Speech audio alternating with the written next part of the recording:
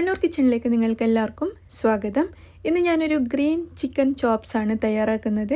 കർണാടക ഭാഗത്തേക്ക് ഉണ്ടാക്കുന്ന ഒരു കറിയാണിത്. കുറച്ച് തിക്കായിട്ടുള്ള ഗ്രേവിയോട് കൂടിയാണ് തയ്യാറാക്കുന്നത്. നമുക്കിത് റൊട്ടിയുടെ കൂടെ, എല്ലാത്തരം റൊട്ടിയും, ചപ്പാത്തി, നാൻ, പൊറോട്ട, അങ്ങനെ ഏത് റൊട്ടിയുടെ കൂടെ കഴിക്കാനും സൂപ്പറാണ്. അപ്പോൾ എങ്ങനെയാണ് ഈ ഒരു ചിക്കൻ കറി തയ്യാറാക്കി എടുക്കുന്നത് നോക്കാം. ഞാനിതിനായിട്ട് ഏകദേശം 750 ഗ്രാമോളം ചിക്കനാണ് എടുത്തിരിക്കുന്നത്. ചെറിയ കഷ്ണങ്ങളായി കട്ട് ചെയ്ത് ക്ലീൻ ചെയ്ത് എടുത്ത് വെച്ചിട്ടുണ്ട്. ബോണോട് കൂടിയിട്ടുള്ള ചിക്കനാണ് എടുത്തിട്ടുള്ളത്. അതാണ് ഈ കറിക്ക് ഒന്നുകൂടി ടേസ്റ്റ്. അപ്പോൾ ഇനി നമുക്ക് വേണ്ടത് ഒരു മിക്സിയുടെ ജാറിലോട്ട് ആദ്യം തന്നെ ഒരു വലിയ സവാള ചേർത്ത് കൊടുക്കാം. ഇതിലേക്ക് കുറച്ച് വെളുത്തുള്ളി ചേർക്കുന്നുണ്ട്. ഞാൻ ഏകദേശം ഒരു 10-12 വെളുത്തുള്ളി, വലിയ അല്ലി വെളുത്തുള്ളി എടുത്തിട്ടുണ്ട്. പിന്നെ 1/2 ഇഞ്ച് വലുപ്പത്തിലുള്ള ഒരു ഇഞ്ചിയും കൂടി എടുത്തിട്ടുണ്ട്. ഇഞ്ചിയുടെ അളവ് കൂടണ്ട, ഭയങ്കര കുത്തലായിരിക്കും, ചെറിയ പീസ് മതി. പിന്നെ ഒരു 5 അല്ലെങ്കിൽ 6 പച്ചമുളക് എടുക്കാം. ഞാനൊരു 6 എണ്ണം എടുത്തിട്ടുണ്ട്. നിങ്ങളുടെ എരിവിനനുസരിച്ച് എടുക്കുക. പിന്നെ ഒരു കൈ നിറയെ മല്ലിയില എടുത്തിട്ടുണ്ട്. പിന്നെ കുറച്ച് പുതിനയില, മല്ലിയിലയുടെ അത്രയും ഇല്ല, എന്നാലും കുറച്ചധികം എടുത്തിട്ടുണ്ട്. പിന്നെ 1/2 ടീസ്പൂൺ ചെറിയ ജീരകം ചേർക്കാം.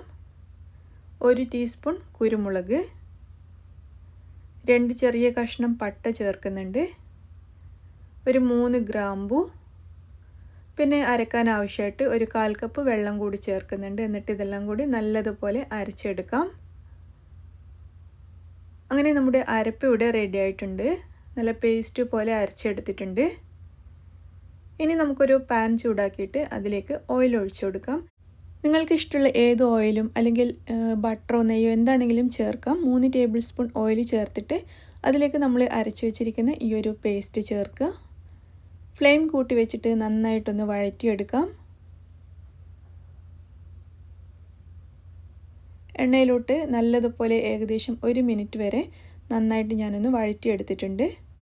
ഇനി ഞാൻ ഈ ഒരു പേസ്റ്റ് അരച്ച മിക്സിയുടെ ജാറിലേക്ക് 3-4 ടേബിൾ സ്പൂൺ വെള്ളം ചേർത്തിട്ട് അതും കൂടി ഇതിലേക്ക് ഒഴിച്ചു കൊടുക്കുകയാണ്. എന്നിട്ട് വീണ്ടും അതൊന്ന് മിക്സ് ചെയ്തെടുക്കാം.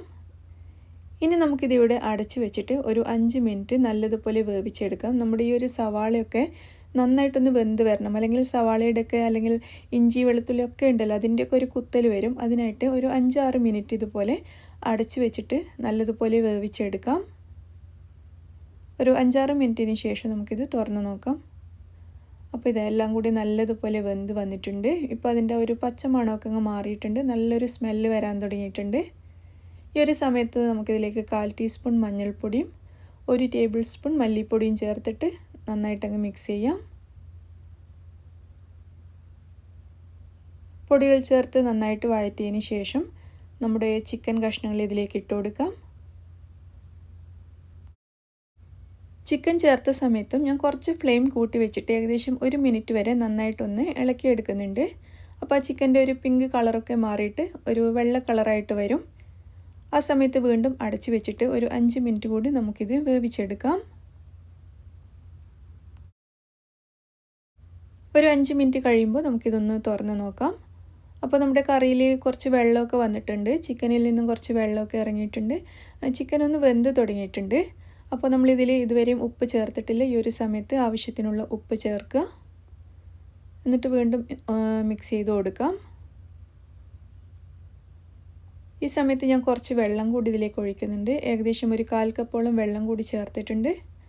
വീണ്ടും നല്ലതുപോലെ മിക്സ് ചെയ്യാം.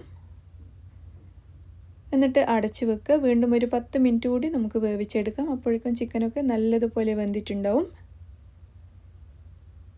അങ്ങനെ വീണ്ടും ഒരു 10 മിനിറ്റിന് ശേഷം ഞാനിത് തുറന്നു നോക്കുകയാണ്. നമ്മുടെ ചിക്കനൊക്കെ നല്ലതുപോലെ വെന്തിട്ടുണ്ട്.